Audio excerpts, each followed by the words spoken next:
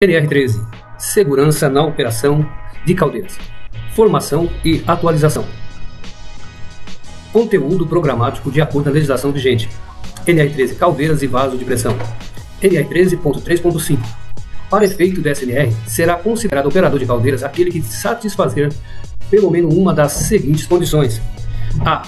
Possuir certificado de treinamento de segurança na operação de caldeiras e comprovação de estágio prático conforme subitem da NR13.3.11. B. Possuir certificado de treinamento de segurança na operação de caldeiras previsto na NR13, aprovado pela portaria número 2 de 8 de maio de 1984. C.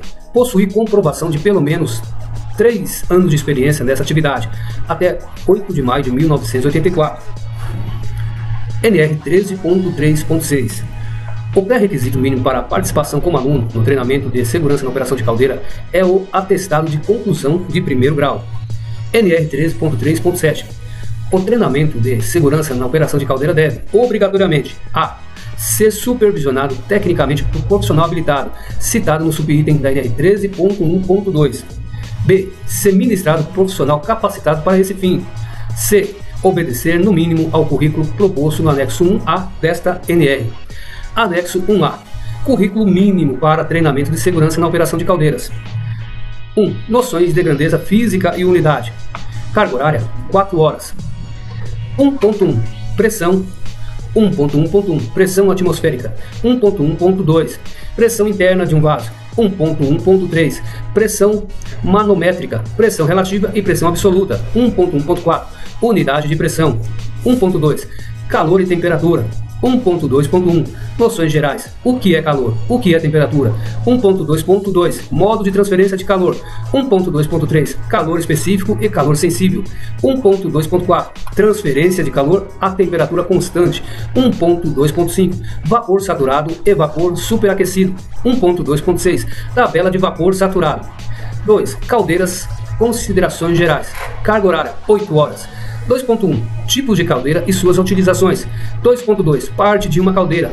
2.2.1. Caldeira flamotubulares. 2.2.2. Caldeira aquatubulares. 2.2.3. Caldeira elétrica. 2.2.4.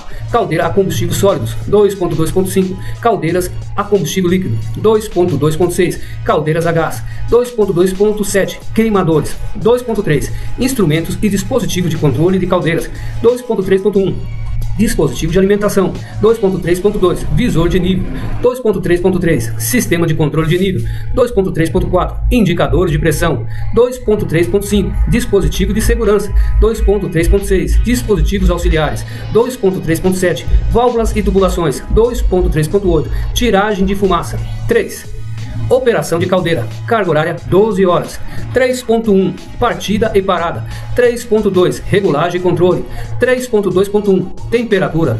3.2.2. Pressão. 3.2.3. De fornecimento de energia. 3.2.4. Do nível de água. 3.2.5. De poluentes. 3.3. Falha de operação, causas e providência. 3.4. Roteiro de vistoria diária. 3.5. Operação de um sistema de várias caldeiras. 3.6. Procedimento e situação de emergência. 4. Tratamento de água e manutenção de caldeiras. Carga horária, 8 horas. 4.1. Impureza da água e suas consequências. 4.2. Tratamento da água. 4.3. Manutenção de caldeira. 5. Prevenção contra explosões e outros riscos. Carga horária, 4 horas. 5.1. Riscos gerais de acidente e risco à saúde. 5.2. Risco de explosão. 6. Legislação e normalização. Carga horária, 4 horas. 6.1. Normas regulamentadoras. 6.2. Norma regulamentadora 13. NR13.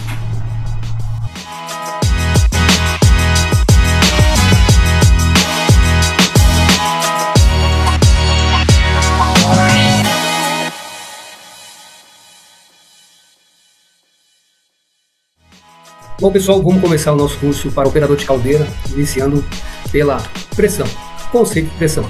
Para que você entenda o princípio de funcionamento do ciclo de aquecimento, refrigeração, enfim, é importante saber que a pressão é um dos fatores principais para que ocorra o movimento e a mudança do estado físico do fluido dentro do sistema, já que as diferenças de temperatura para a realização do ciclo são geradas pela diferença de pressão. A pressão é definida como uma força exercida sobre determinada área. Assim, a equação para descobrir a distribuição média da força aplicada sobre uma determinada área pode ser mensurada em libras por pé quadrado ou libra por polegada quadrada, PSI, do sistema inglês, e unidade métrica quilopascal, kPa, e calculado fazendo uso da seguinte forma: pressão é igual força dividido pela área. Então, na figura apresentada agora abaixo, é possível mostrar um exemplo de força sobre uma área. Pressão atmosférica é a força-peso exercida pelas moléculas da camada do ar sobre a superfície terrestre. Ela pode variar de um lugar para outro, dependendo das condições meteorológicas, unidade e densidade do ar, assim como em função da modificação de altitude.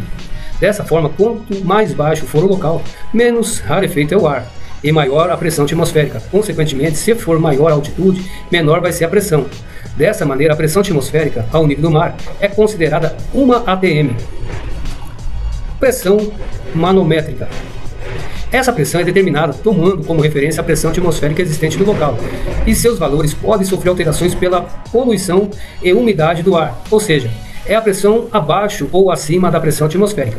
Para medi-la, utiliza-se um instrumento chamado manômetro, que estará calibrado em zero, que é a pressão atmosférica local, mesmo sendo para mensurar pressões positiva ou negativa, o vácuo. Muitas vezes ela é denominada como relativa. Pressão absoluta é o resultado da soma da pressão manométrica, PSI, com a pressão atmosférica, PSI. Cita-se como exemplo a calibragem dos pneus dos veículos automotores, ou seja, enchimento 28 PSI, pressão atmosférica 12 PSI, lido no barômetro. Logo, a pressão absoluta 40 PSI. Veja na figura que segue este processo. Exemplo de pressão absoluta. Pressão negativa ou vácuo.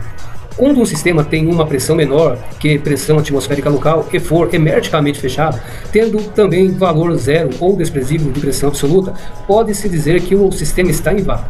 As unidades de medida mais usuais para a aferição do vácuo são kg/força por centímetro quadrado, ou mmHg, quilopascal, atmosfera, ou ATM, PSI, como você pode identificar suas correlações no quadro 3, fatores de conversão de unidade de pressão.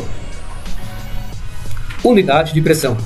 Embora existam diversas unidades de pressão, é preciso saber o valor de equivalência entre elas, pelo motivo de não encontrarmos a nossa rotina de trabalho um valor padrão para todas as unidades. Assim, é necessário saber converter de uma para outra, podendo ser utilizada uma tabela, como exemplifica na sequência. As unidades de medida de pressão mais utilizadas são: A. Atmosférica, ATM. B. Centímetros de mercúrio, CMHg. C. Milímetros de mercúrio, mmHg, ou escala de Thor. D. Quilograma-força por centímetro quadrado, KGF/cm2. F. Milímetro de coluna d'água, mmH2O ou mmCA. G. Bar. H. Milibar, mbar. I. Pascal, PA. J. Quilopascal, kPa. K. Polegada de mercúrio, in Hg. Veja as relações entre as unidades de medida de pressão atmosférica ao nível do mar. 1 ATM é igual a 76 centímetros de mercúrio, que é igual a 760 milímetros de mercúrio, ou 1,0325 bar, ou 101,325 pascal, quilo-força centímetro quadrado para ATM. Então, 1 kg/força centímetro quadrado equivale a 0,9684 ATM. 1 kg/força centímetro quadrado equivale a 14,2 PSI. 1 kg/força centímetro quadrado equivale a 735,98 mmHg. 1 kg/centímetro quadrado equivale a 98,0665 kPa. E 1 kg/força centímetro quadrado equivale a 10,2 MCA e 0,98. Exemplo de conversão de pressão: 40 PSI igual 2.756 bar, que é igual a 275.792 kPa, que é igual a 202.067,2 mmHg, que é igual a 2,72 ATM, que é igual a 2.812 kg/força centímetro quadrado. Na sequência dos seus estudos, veja os instrumentos medidores de pressão, muito utilizado no sistema de pressurizado, como na caldeira. Instrumento medidor de pressão. Para registrar diferentes níveis de pressão, existem diversos tipos de instrumento. Conheça alguns deles e seu funcionamento. Manômetro.